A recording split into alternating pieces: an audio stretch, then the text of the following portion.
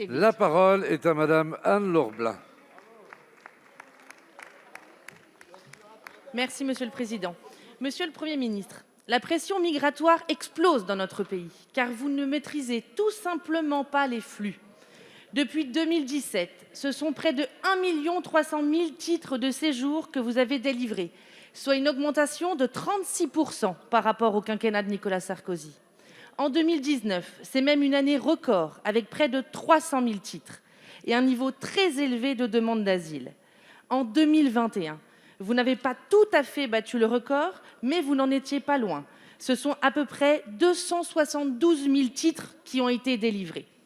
Mais il y a bien pire que cela, Monsieur le Premier ministre. Le quinquennat d'Emmanuel Macron s'illustre par un véritable échec de la politique d'éloignement des étrangers. Depuis 2019, les mesures d'éloignement ont été divisées par 2. En vérité, c'est la même politique que François Hollande. Vous ne faites pas appliquer les décisions de reconduite à la frontière des étrangers en situation illégale.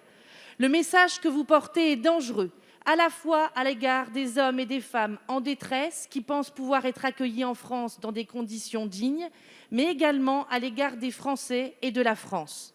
À la campagne, où il y a du bon sens, on sait que l'on ne peut pas accueillir chez soi une personne fragile, sans douche, sans chauffage, sans toit. Eh bien, c'est la même chose, Monsieur le Premier ministre, pour notre pays.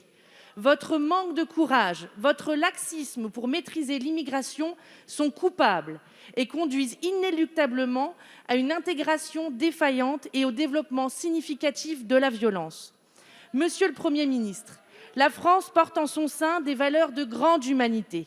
Mais quand allez-vous réaliser que les Français ne veulent plus de l'immigration de masse ? Merci. La parole est à Madame Marlène Schiappa, ministre déléguée chargée de la citoyenneté. Merci Monsieur le Président, Mesdames et Messieurs les députés. Madame la députée, j'entends votre intérêt permanent pour les chiffres.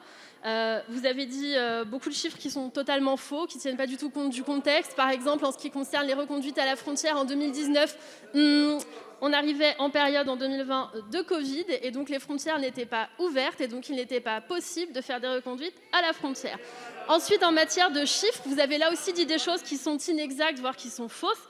Par exemple, si vous voulez qu'on parle de chiffres, il y a eu 5 fois moins de visas qui ont été délivrés, et ce depuis les 5 dernières années. Il y a eu aussi 10% d'éloignement en plus, donc vos chiffres, là aussi, sont inexacts. Maintenant, chère Madame la députée, j'entends que vous avez une passion pour les chiffres.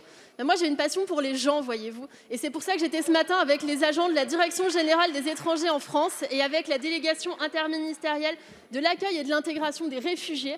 Et je peux vous dire que c'est une fierté pour ces agents. C'est aussi une fierté pour la France d'accueillir, par exemple, les Afghans, les Afghanes qui sont persécutés et qui, depuis la chute de Kaboul, par milliers sont venus en France.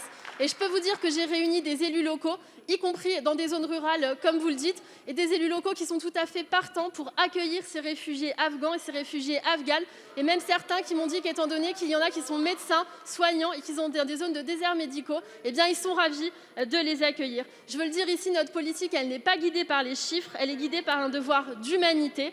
Et par ailleurs, nous, contrairement à vous, nous regardons les étrangers pour ce qu'ils font et pas pour ce qu'ils sont. Nous ne considérons pas que des personnes immigrées seraient mauvaises par nature parce qu'elles seraient immigrées. Vous avez oublié un chiffre, le chiffre des naturalisations qui est en augmentation et j'en suis fière. Vous savez pourquoi il est en augmentation ?